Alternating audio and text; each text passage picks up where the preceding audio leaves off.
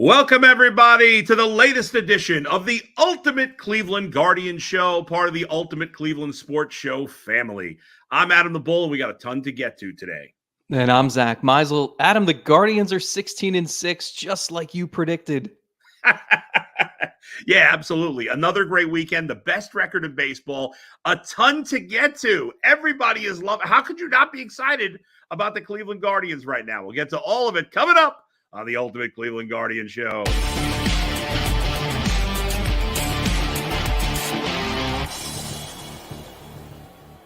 Hey, Zach, I wish I would have predicted it. I'd look like a genius right now. Instead, I look like a dope like almost everybody else.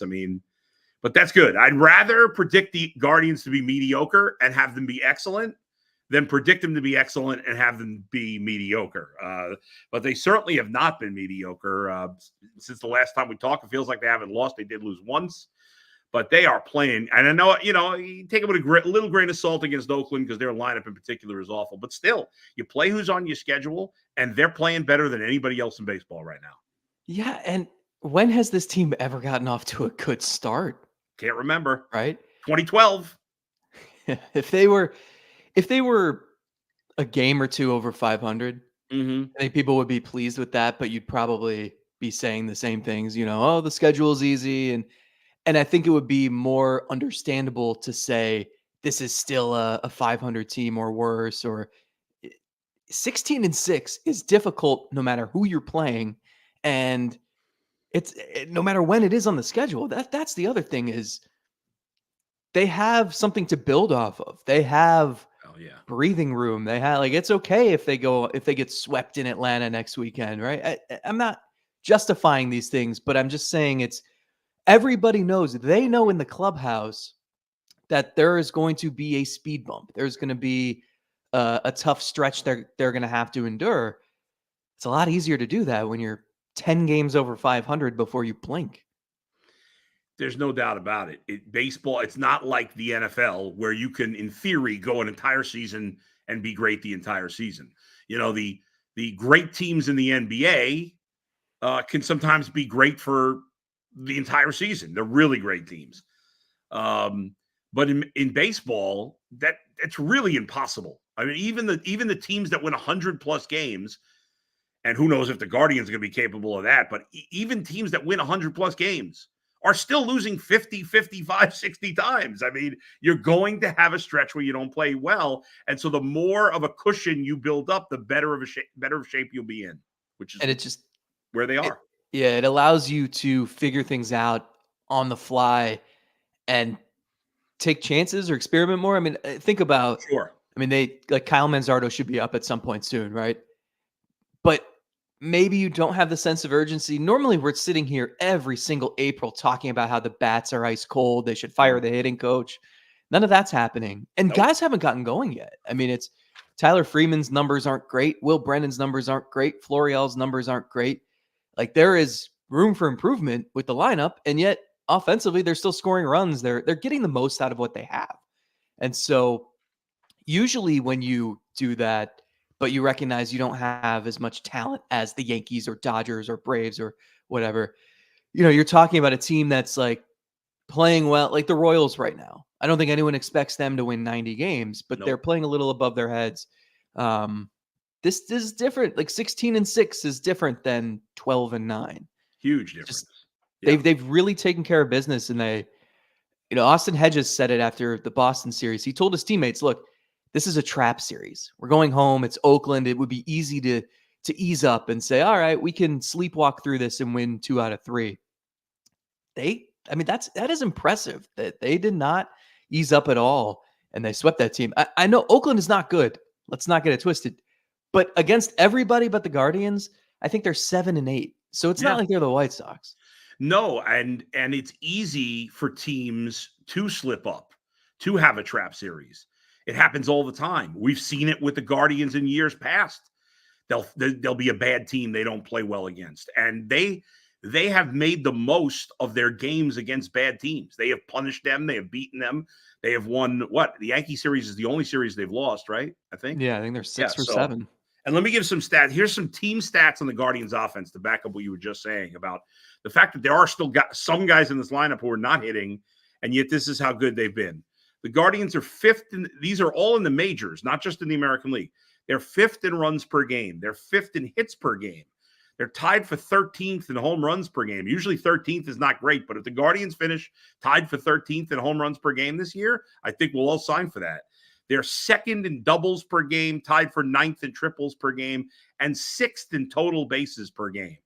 I mean, those are all way better than we would have guessed they would have been.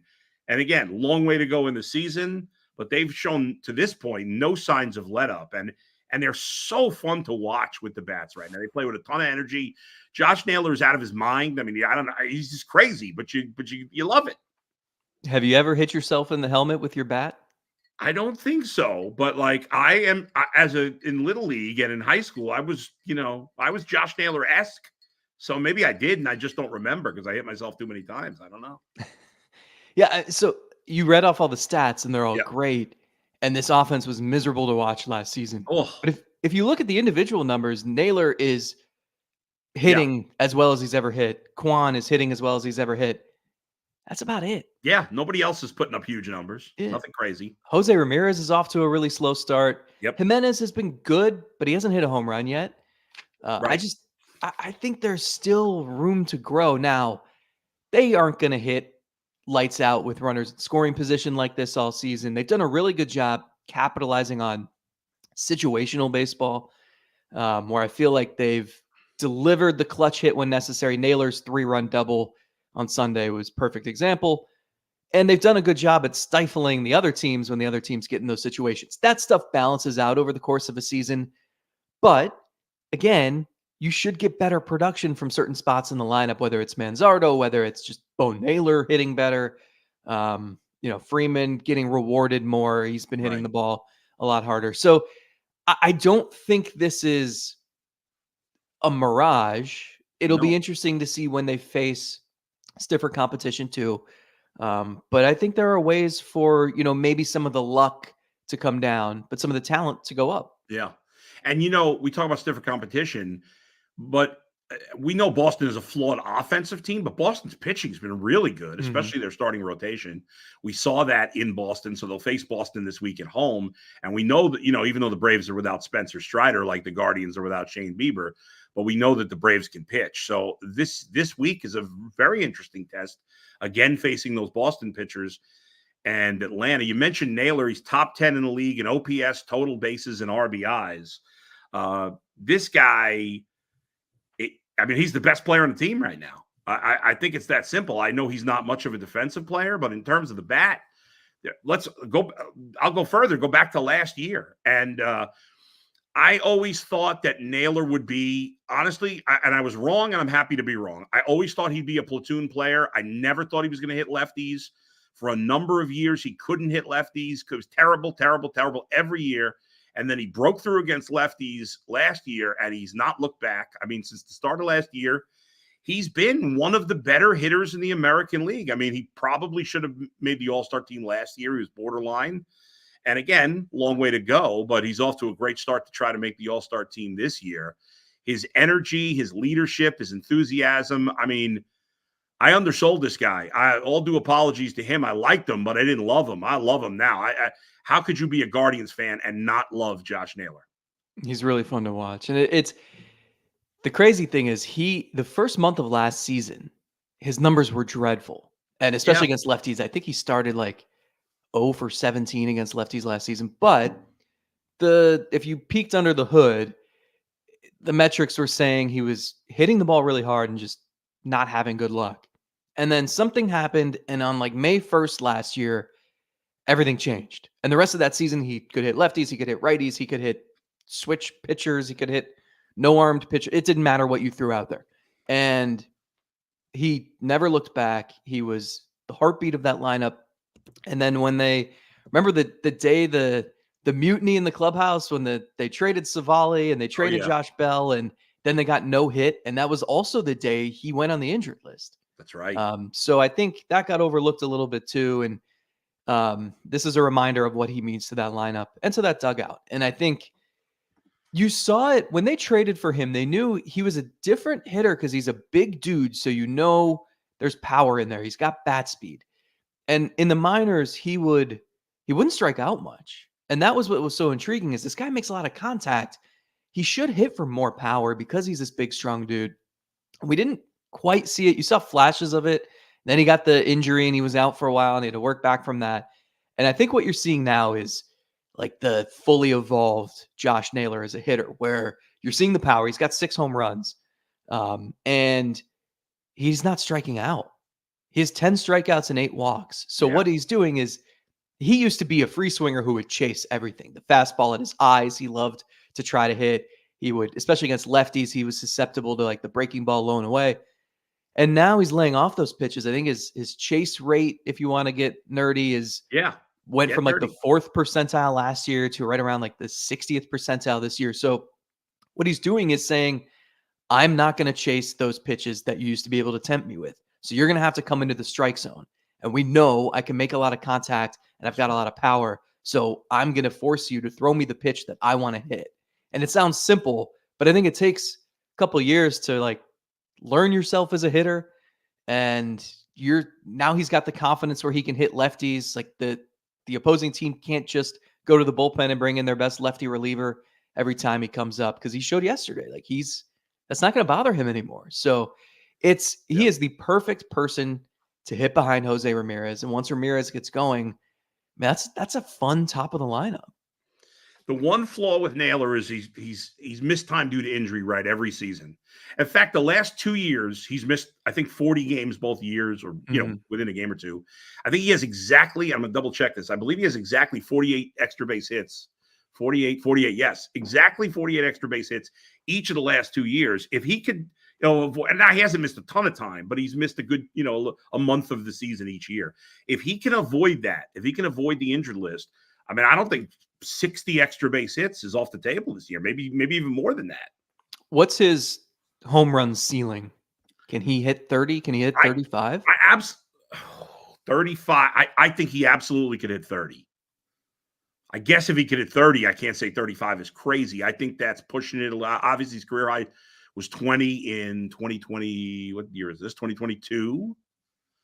So, and he missed 40 games, whatever it was. And he couldn't hit lefties in 2022. So yeah, I think 30 is doable for him. I don't think there's any doubt about it. Let's see. I mean, he's got 6 already. I mean, he's more than a third of the way to what he had last year, in far from a third of the games he played. He's only at like a 1/6 of the games he played last year. So I think if he stays healthy, I think I'm expecting him to hit. If he plays 150 something games, I'm expecting him to have at least in the upper 20s in terms of homers and at least 50 extra base hits. I mean, and if he does that, he's certainly going to be an all-star. I mean, and the guy it's so funny, Zach, because it feels like he's 32, because it just seems like he's been around for a long time. But he's just going to turn 27 this summer. That's crazy. Yeah, he came up young. Yeah. I mean, he shot through the Padres system. He was, again, like, this is kind of what you hoped for. You see so much nowadays, just the guys with that power potential. They're going to strike out 180 times, and the batting average will be low. You hope they draw walks, and it's like that's the type of first baseman you see. And he's not like that. And it's weird because 2 years ago they were the contact team, and everyone was just slashing and dashing, and he actually fit that mold. Yeah. But they needed power. He was the one guy in that lineup who you thought, if someone's going to hit a 3-run homer, it's got to be him. And now you're kind of seeing the best of both worlds. They haven't had a 40 home run guy since Travis Hafner in 2006, which is insane. Yeah.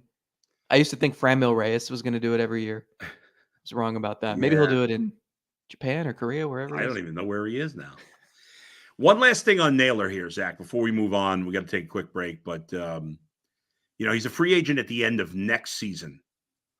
And he's an interesting guy in terms of a contract because he's very young for a first-time free agent, or he'll be very young. He'll be 28 when he becomes a free agent.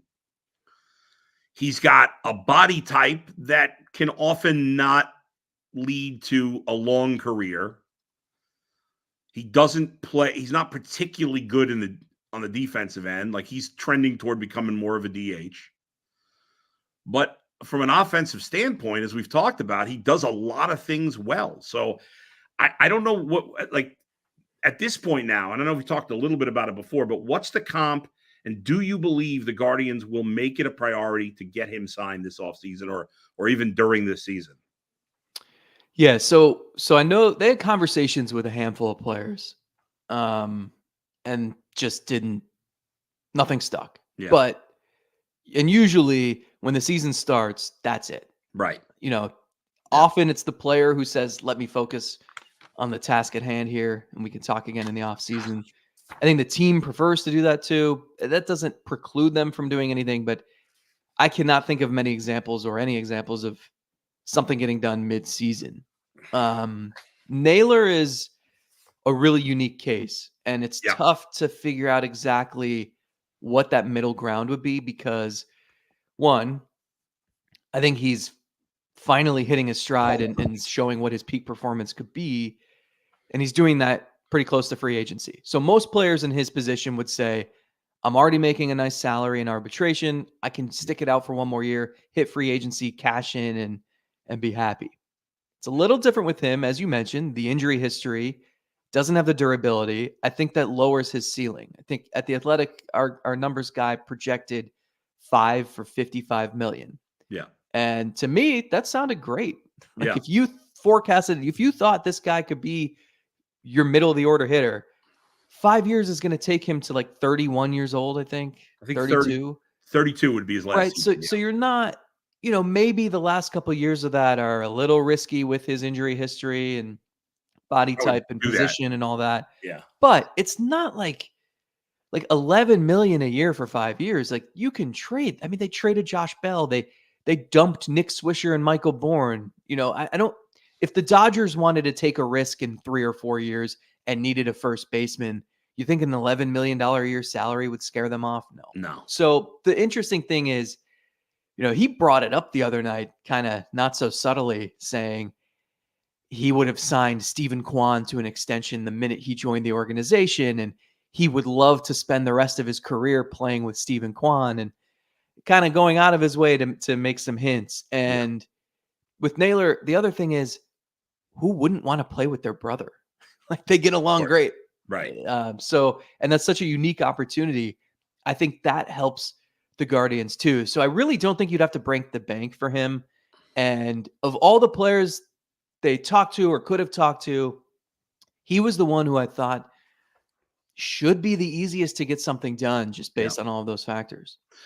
No doubt about it. I mean, if he were willing to accept 5 for 55, I mean, the Guardians would be crazy not to sign him at that number. I mean, because even, like you say, even if he doesn't pay off in the last 2 years, he's going to overproduce his salary the next 3, I think. I mean, he's overproducing his salary the last 2 years to begin with. So, I mean, you're getting at worst, a borderline caliber all-star at $11 million a year. I think it's a no-brainer. All right, quick break. When we come back, we got to talk about the pitching better this weekend. Some good stats on the pitching. How much do we believe in the guys who are starting right now for the Guardians? That's coming up in a second. But first, I got to talk to you about Monopoly Go, folks. I am a very competitive person. I'm sure a lot of you are competitive as well.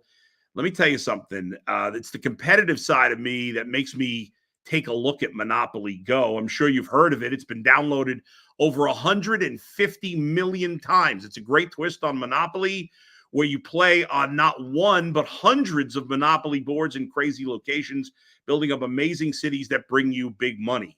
The best part is talking trash with your friends. You can charge them rent on iconic properties, just like classic Monopoly. But now you can rob them. You can steal from your friends. All kinds of riches. And the leaderboard shows me who the biggest Monopoly tycoon is. So start playing today. Download Monopoly Go. Tell your friends about it. Right now, free on the App Store or Google Play. It's Monopoly Go. Zach, let's switch gears to the pitching here. Better job. And let's start with Tristan McKenzie, because obviously he had his best start this weekend. Still didn't look amazing, but it was definitely his best start. What is your confidence meter in him right now on a scale of 1 to 10? I know you probably don't like doing things like this. I'm going to put you on the spot. No fence riders, right? No, that's right. So, a scale of 1 to 10, how confident are you, and how good do you feel about what you saw from McKenzie against Oakland? So I just pulled up his metrics page on Baseball Savant, which is, if you like numbers, it's Oh, you can get lost in there for hours. And they have all these sliding scales, and if it's red, that means it's great. The redder it is, the more elite of a job you're doing, and based compared to all the pitchers or hitters in the league. And if it's okay. blue, the darker shade of blue is terrifying, and that Oh, means boy. you're at the bottom of the leaderboard. Yeah. His is very blue. It is very scary. Not a It's surprise. been 4 starts. That Yeah. doesn't mean a ton yet. It's actually how many starts he had last season. But there are a lot of warning signs. I think that the reason why I'll say a 4, in that I think he has the stuff, even if his fastball is 90 miles an hour. His curveball and slider can be good enough to carry him if he changes his pitch usage a little bit. But he just hasn't inspired a ton of confidence yet. His 2 best No. starts, he faced Oakland, he faced Chicago. Those were better than he was against, I think, Seattle and Minnesota, maybe, or the Yankees. Yes.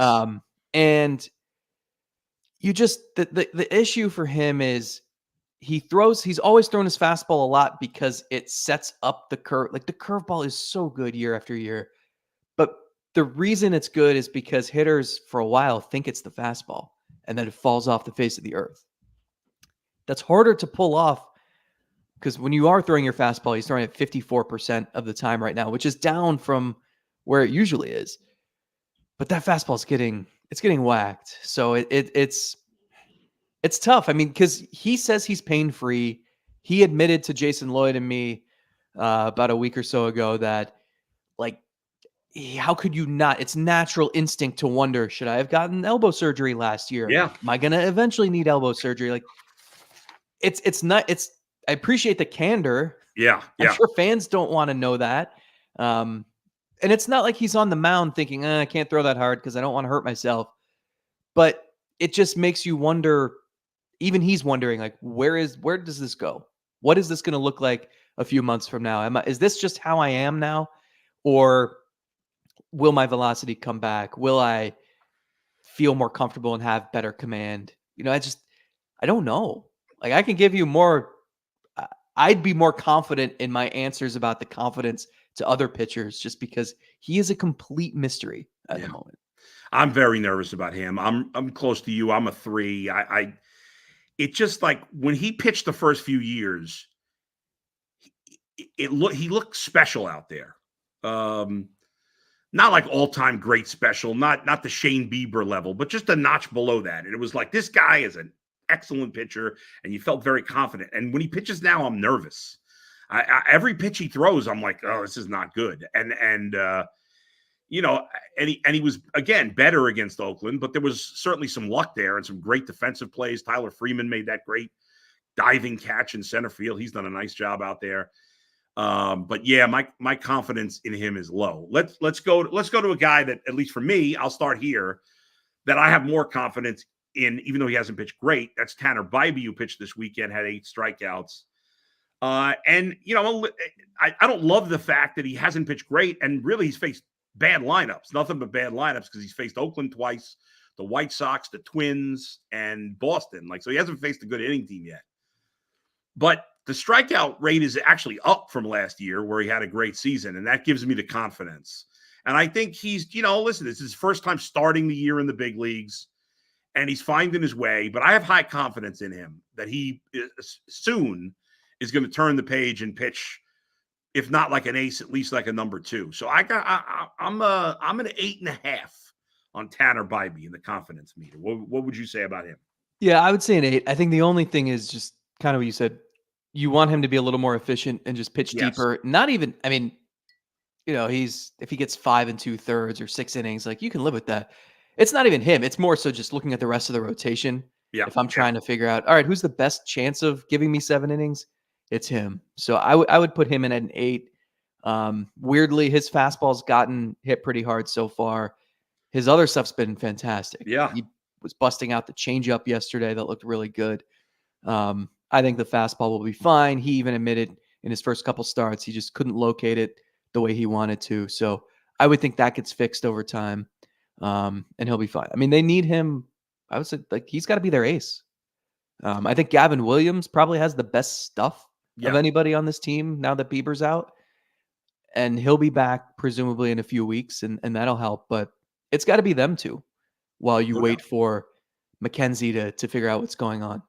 And that takes me to Gavin Williams, who, despite the fact that he hasn't pitched, and maybe I'm being overly optimistic here, I have a high level of confidence in him. I'm at an Mhm. 8. I'm at an 8 with Gavin Williams, despite the fact that he hasn't pitched. I love what I saw from him. I completely agree with you that he's got the best stuff, and I think he will win a Cy Young at some point in his career if he stays healthy. I really believe that. So I have a high confidence level in him, even though he hasn't even started rehab starts yet. What about you? Where are you at Gavin Williams? Yeah, he was my pick coming in before he got hurt. I thought he was going to wind up being the best starting pitcher on the team this season. Yeah. That can still happen. It's the thing is like for a guy in his second year, they're going to go through growing pains at some point. You know, you're facing lineups that you've now faced. They know who you are. They can approach you a little better, and so you have to adjust to their adjustments. All that cliche stuff. And so you just wish he could pitch the entire season so that maybe if you go through growing pains like Bybee right now, you go through them in April. Um, Right. but Yeah. his stuff is so good. Last year, I think he had a 3.29 ERA. Strikeout rate was fine. And it always looked like there was more in the tank. Oh, 100%. Velocity could be better. You could Mhm. throw more curveballs, whatever it was. So, yeah, he's a frontline starter in the making in my mind. And getting him back, proving he's healthy, the velocity's there, the confidence is there. That changes things.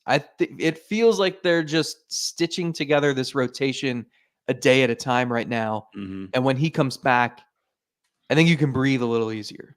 Well, that takes us back a little bit to what you said in the beginning, Zach, that because they've had this huge margin for error with their 16-6 record, if they were even, like you said, if they were, let's see, 16-6, 22 games, if they were 12-10 or 11-11, you might be thinking, man, they got to do something with the pitching, but you can afford to be patient and start guys like Curry and Lively who did a decent job, and Carrasco. Let's go to Carrasco now. What's your grade on Carrasco? I think he's done an okay job given the fact that he's 37 years old with diminished stuff. Yep. I thought the way he gutted through that Boston start, getting through, I think 5 2/3, when it looked like he might not get out of the first inning, Oh, yeah. was really impressive. Now, my confidence level in him, it's pretty low. I think the ceiling is low here. He's not throwing enough strikes, and he's trying to get by with sweepers and off speed stuff that he has to because his fastball's 90, 91 now. So, I mean, the confidence level is a 3, maybe a 4, but you see they have a lot of these guys where it's like, just try to get us through. If you could give us 5 innings, 2 runs, that's the dream, right? Oh, yeah. I think Carrasco fits there, Lively fits there, Curry fits into that. I mean, even McKenzie right now. Yeah. So Yeah. that's sort of where they're living with their rotation. And if he can just do that, I think you live with it until Williams comes back, until you have a midseason trade. That's just kind of how this team is going to have to operate. Yeah. The underlying numbers on him and even like the whip, I mean, it's all terrible. I'm still going to go 5, which is crazy, but just because he's a crafty veteran and I think he'll do enough. My expectations aren't that high. Last year he was hideous. It looked like he was going to be out of the game. I think he can do enough to be a reliable 5th starter. That's I'm 5 confidence that he can be a 5th starter. Real quick on Allen because we're short on time. Give me like 15 seconds on Logan Allen. I'll say a 6. He's another guy who it's like the ceiling's not. You're not expecting him to go 8 innings and give up No. 1 run on 3 hits, but the command's good enough, and like he should be good enough to just be consistent. I think he's been frustrated a little bit by some of his starts so far, knowing he can be a little better than this. So if he's like a mid-rotation guy, I think that's a win for you. I feel like Logan Allen, I know he's not the same type of pitcher, But when I watch him pitch, I almost feel like I did when I used to watch Josh Tomlin pitch. Yeah. And I know it's just like I have confidence that Josh can keep us in the game. And that's how I feel. I don't expect anything special from Logan Allen. I have confidence that he can more often than not keep him in the game, give him a chance. And by the mid-back rotation, that's really what you're looking for right now. It's crazy. We're talking about this team, a Cleveland team, where we're praising all these hitters in the lineup, and we're talking about how the rotation is the weak link, and if they can just hold it together. This is bizarro world, and we're talking about that, and they're 16-6. I would have guessed that they'd be 6-16.